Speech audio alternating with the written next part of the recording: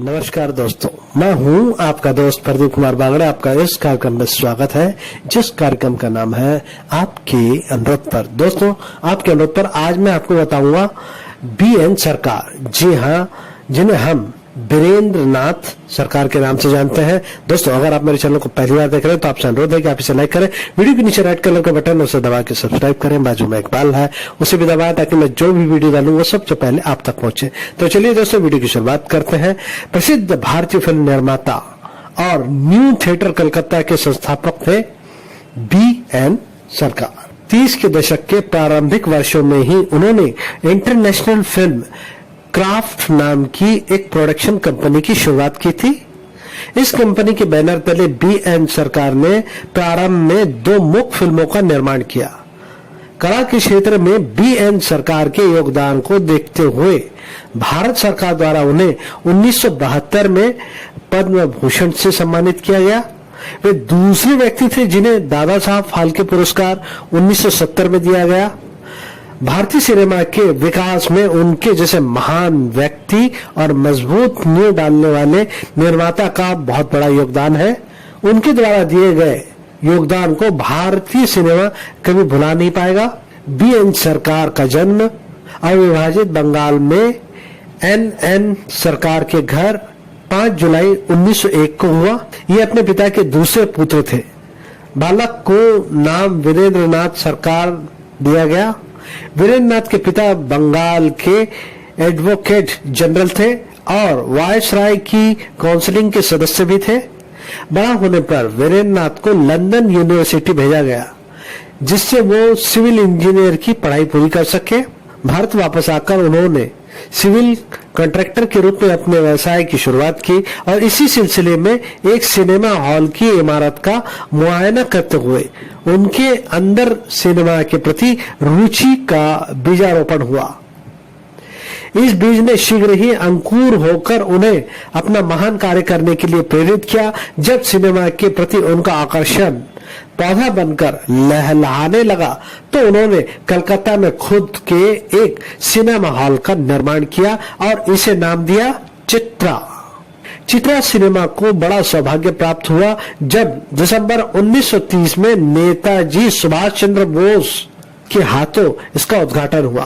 जल्द ही बीएन सरकार ने एक अन्य थिएटर न्यू सिनेमा का निर्माण कलकत्ता में किया, पर केवल 2 सिनेमा घर के निर्माण से ही बीएन सरकार का सिने के प्रति रुझान पूर्णतः संतुष्ट नहीं हुआ। वे सिनेमा के क्षेत्र में बड़ी भूमिका निभाने के लिए उत्सुक हो गए और इसी लगन ने उन्हें अपने खुद की प्रोडक्शन कंपनी शुरुआत करने के लिए प्रेरित किया।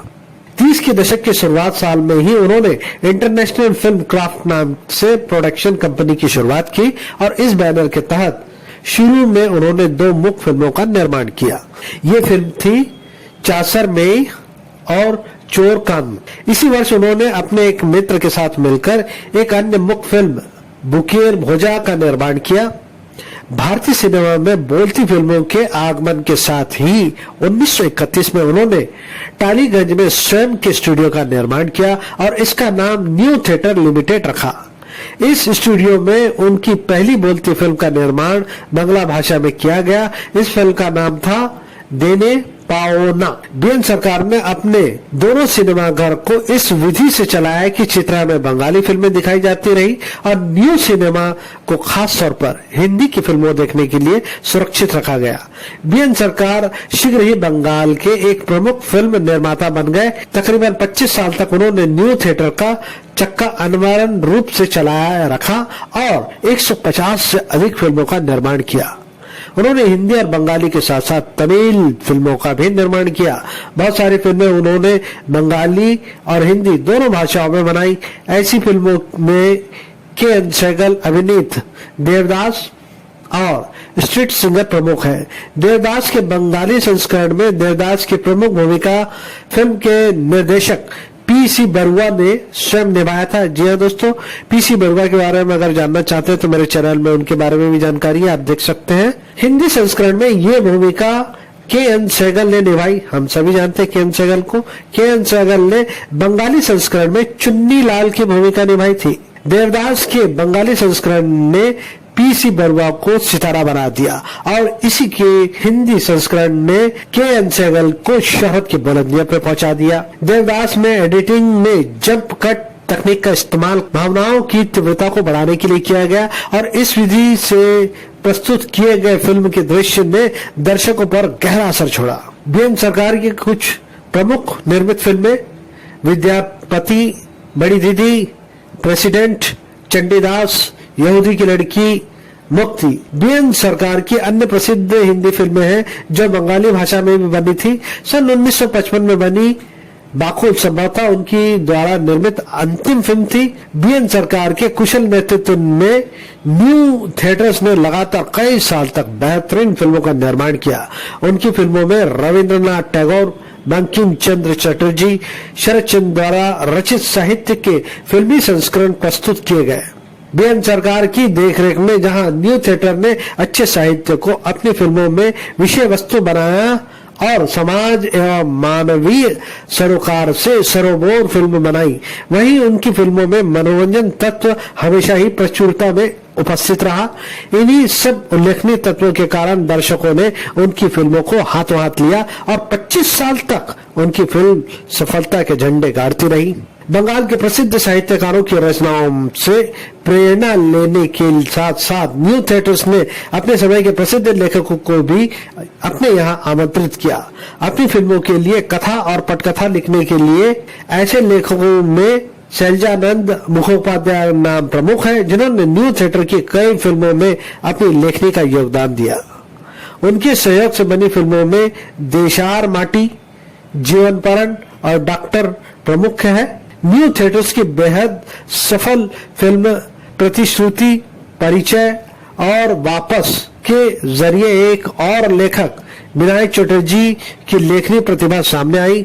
विनायक चटर्जी ने न केवल फिल्मों के लिए लिखा, न्यू थिएटर के जरिए ही बहुत सारे कलाकारों ने देशव्यापी और अंतर्राष्ट्रीय पहचान बनाने की ओर शुरुआती कदम उठाने का अवसर, संरक्षण और मार्गदर्शन पाया।